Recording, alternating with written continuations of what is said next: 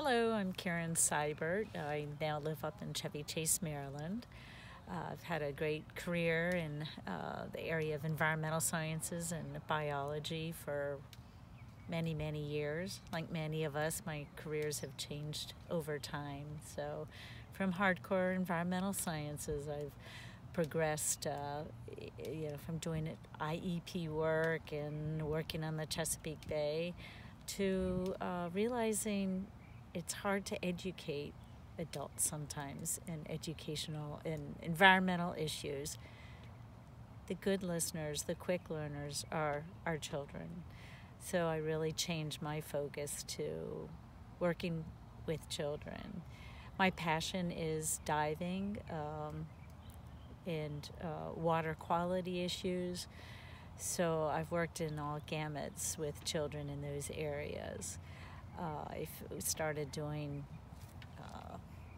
environmental or getting children trained in diving down in St. John's.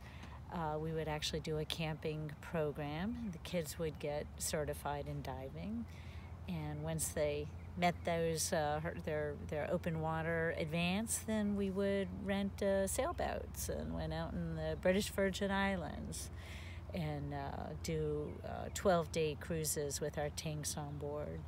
Our focus was always to pull in some kind of environmental outreach with the kids that they could do, whether it was an education or a harbor cleanup or whatever, something where they're giving back, either what they've learned or in some way an environmental enhancement.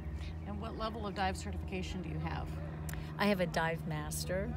So initially I was going to go back and start teaching children in that area, but I found really that my focus with dive master is going back to the sciences and helping in research in any way I can, whether it's fish identification or coral restoration work, or working with kids to promote their knowledge. What age kids did you work with, and how did you attract them to be able to teach them? The programs.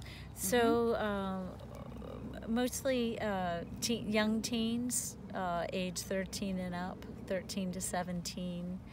I spent 10 years in the outdoor high adventure rec area and doing environmental education programs for private schools. So this was a summer outreach program. We'd be diving. So they created the program, and did you write the curriculum? I actually developed it and marketed it for the program I was working for. And how long did you do that for? 10 years. Mm-hmm. So what are you doing now? So now I'm doing more of the science outreach. Okay. So, fish identification, coral restoration, again with the idea of, eventually probably going back to teaching with an environmental aspect underwater for children. And how have you seen over the years the dive, I don't want to say business, but the dive industry or diving, how have you seen that change over the years? Oh, it's grown hugely. I think it's much more accessible. I think it's a component of many classrooms, kind of an outreach of water quality and awareness of the whole ocean and our impact on it. I think there's, so with recreational diving has come a whole new world, and it's starting to reach into our education systems, because we realize this isn't just recreation. This is our future. This is managing fisheries. This is managing our impact on our planet. So, and with diving, where do you kind of see this heading? Where is diving as a future heading? Is it something that's going to saturate? Is it something that we always have that balance of too many dives on a reef. We're impacting our environment, so we want to be cautious of that type of thing. Well, I think the industry is hugely growing and much more accessible than it ever was. I think it may have gone from being a professional, what we need to accomplish underwater for construction of whatever, to recreational thrill of being underwater and the thrill of being in this new environment.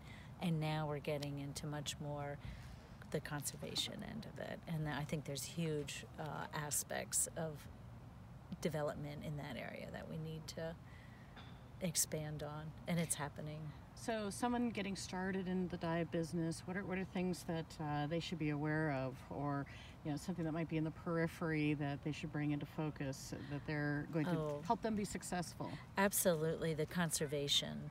If they have an outreach in the diving to conservation, that's going to connect them to all aspects, politically, commercially, in every angle, whether it's your hospitality industry, your commercial fisheries, your regulatory areas, political, what laws should be made to help conserve those areas.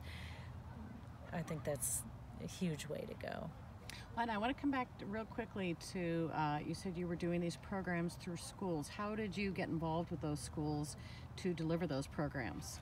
So I worked with a company that had started as a summer camp, and then we expanded to teen high adventure programs. So my interest has always been travel and high adventures, whether kayaking, caving, or diving. Can you share the name of the company? Well, Kaleva. Okay. Kaleva out of Poolsville, Maryland. Okay.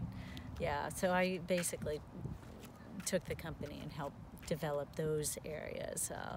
We also had a private school programs going throughout the year for environmental, so I got us certified as an environmental education center with the state of Maryland, and that helped open a lot of doors for making us not just camp and fun, but environmental education.